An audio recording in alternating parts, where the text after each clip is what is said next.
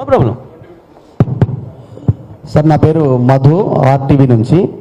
కోమటిరెడ్డి వెంకరెడ్డి గారు నిన్న same media ప్రెస్లో కొన్ని కామెంట్ చేశారు.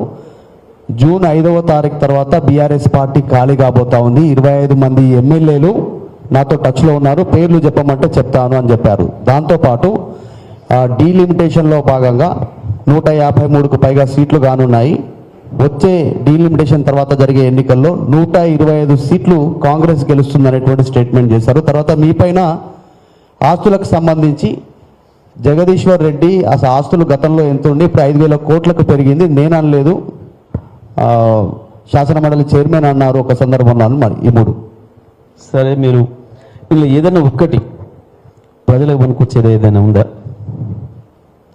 ఏదన్నా ఒకటి ప్రజలకు ఉపయోగకరమైంది కానీ, ఈ రాష్ట్రానికి ఉపయోగకరమైంది కానీ ఒకటి ఏదైనా ఉందా? వాళ్ళ బతుకంతా గంతే, వాళ్ళకు ప్రజల సెంటర్గా ఎప్పుడు కూడా ఉండదు. వాళ్ళ వ్యక్తిగతమైన ఆలోచనలు, వాళ్ళ వ్యక్తిగతమైన పనులు తప్ప, దురదృష్టవశాత్తు కొంతమంది వస్తుంటారు ఈ ప్రజాస్వామ్యంలో, ఇటువంటి వాళ్ళు కూడా చీడపురుగులు. ఎప్పుడైనా విన్నారా మీరు అసలు ఒక మంచి మాట వాళ్ళ నోటి నుంచి? మీకు హైదరాబాద్లో కొంత ఏమన్నా తెలియక మోసపోతారేమో మిత్రులు, కానీ మీ మా జిల్లాలో ఎక్కడైనా చెప్తారు వాళ్ళ మాటలకు ఉండే నిలువైందనేది. ఎప్పుడు కూడా ఒకరోజు ఈ పూట మాట్లాడిన మాట ఇంకో పూట మాట్లాడారు. మరి అదే నోటితోని వాళ్ళు రేవంత్ రెడ్డి గురించి మాట్లాడిన మాట, ఉత్తమ్ కుమార్ రెడ్డి గురించి మాట్లాడిన మాట, ఇప్పుడు ఆయన జత కలుపుకుంటున్న సుఖేంద్ర రెడ్డి గారి గురించి ఆయన మాట్లాడిన మాట, వారి అభిప్రాయాలు ఒకసారి తీసి చూడండి. పనికి మళ్ళీ చెత్త మాటలు, చెత్త వాగుడు తప్ప ప్రజలకు ఉపయోగపడేవి, ప్రజా ఉపయోగకరమైన మాటలు ఎప్పుడు కూడా వాళ్ళు ఇచ్చి రావు. వాళ్ళకి ఆలోచనలు కూడా ఉండవు ఎప్పుడు కూడా. చెత్త మాటలు, వాళ్ళ మాటలు పెద్ద పట్టించుకోం మేము జిల్లాలో. ఇప్పుడు ఆస్తుల గురించి నేను ఎప్పుడు కూడా మొదటి నుంచి వెళ్ళి స్పష్టంగా ఉన్నా. వ్యక్తిగత ఆరోపణలు నా జీవితంలో చేయాలి. ఇందులో మిత్రులు, చాలామంది మిత్రులు 20 ఏళ్ళుగా నన్ను చూస్తున్న వాళ్ళు ఉన్నారు. 10 సంవత్సరాలు టీఆర్ఎస్ అధికార ప్రతినిధిగా ఉన్నాడు కానీ, 10 సంవత్సరాలు మంత్రిగా కానీ, ఏ ఒక్కరోజు కూడా నేను వ్యక్తుల గురించి, వ్యక్తిగతమైన విషయాల గురించి మాట్లాడడానికి ఇష్టం లేకుండా. అసెంబ్లీలో కూడా చెత్తగా కూడా వాగిండు.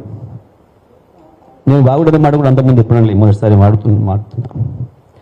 అసెంబ్లీలోనే నేను ఛాలెంజ్ చేసుకోండి అని ఏళ్ళకి రాబడ్డారు. నేను ఈ మాటలపైన చర్య తీసుకుంటా అని చెప్పినా తప్పకుండా తీసుకుంటాను, ఎందుకంటే నాకు దొరికింది ఆన్ రికార్డ్. లేదు, మీ మిత్రులందరినీ కొడుతున్నాను ఇక్కడ ఉన్న వాళ్ళను. మా ఇద్దరి పరోక్షంగానైనా వెళ్ళి విచారణ చేసుకోండి. వాళ్ళ ఊరికి వెళ్ళి వాళ్ళ ఆస్తులపైన, నా ఊరికి వెళ్ళి నా ఆస్తులపైన. ఒక మా తరాన్ని తీసుకుంటారా, మా పై తరాన్ని కూడా తీసుకుంటారా, ఇంకా మా థర్డ్ జనరేషన్ని కూడా పైనుంచి తీసుకుంటారా?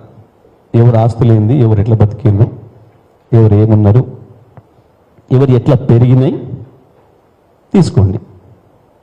మీరే నిర్ణయం చేయండి, నాకేం అభ్యంతరం లేదు.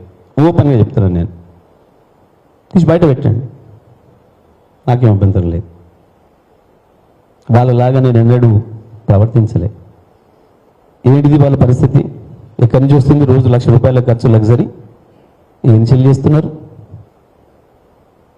నేను ఎట్లా ఉంటున్నా, వాళ్ళు ఎట్లా ఉంటున్నారు? ఎక్కడి నుంచి? పర్టికులర్గా ఈ వెంకరెడ్డి అంటోడు పరాన్నజీవి. నేను మొదటిసారి చెప్తున్నా, పరాన్నజీవి. ఆయన జీవితంలో ఇంతవరకు తను తినడానికి తిండికి ₹1 సొంతంగా కష్టపడి సంపాదించినాడు కాడు. అన్నదమ్ముల మీద బతికినాడు. ఎట్లా పెడుతున్నాడు తీయండి. నేను అనలేదు కానీ ఇప్పటిదాకా ఒక పరాన్నజీవి కానీ నా గురించి మాట్లాడతాడా? అది పనికి మళ్ళీ